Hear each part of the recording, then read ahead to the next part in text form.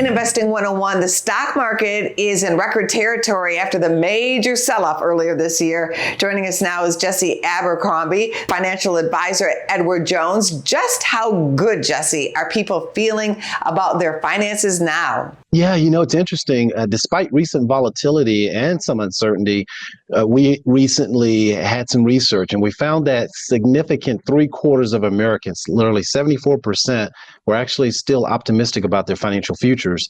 Again, this study was conducted in April where the stock market was not our friends. It was pretty volatile earlier this year.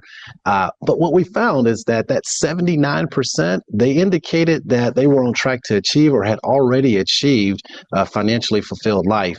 So I think this reflects the power of deep personal relationships and, most importantly, trusted advice. What does it mean to live a financially fulfilled life? There's so many definitions of financial fulfillment, right? And there's a few. First is having the freedom to really be able to pursue those passions. I think about my clients that aren't financially stressed. They're able to go out and work on their hobbies and do things that they really enjoy doing, whether it's hobbies or pursuing business passions.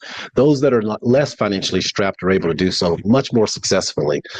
Also making a better life for yourself and for your family. A lot of my clients, feel that financial fulfillment and financial empowerment for them is having a better life than the life they had as a child, either the same or better life that they had as a child growing up. And the last one that's so important is having security and protection from those unforeseen events. I think about the importance of those first two things that I talk about, the pursuing passions and having a better life for your family.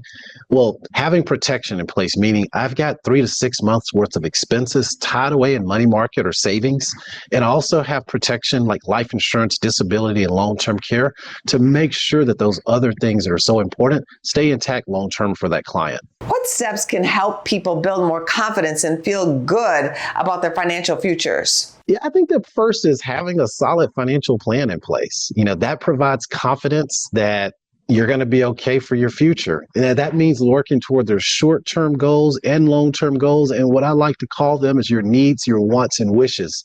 And that's so important. Once those are in place, once the market has volatility like we saw in April, those clients still feel empowered and they feel like they have financial fulfillment because their plan's still on track. As mentioned, the stock market is looking good now, but we could always be in for a 5% or more sell-off. Any advice? Yeah, it's so important to ride out those storms when they occur. Believe it or not, every year we're going to experience some bouts of volatility, whether it's a 5% pullback that happens 3 or 4 times a year, or we have that 10% pullback that usually happens at least once a year. I think what's really important is to stick to the plan that you have in place, make those subtle adjustments when needed, especially if it's related to any potential expenses that are coming up.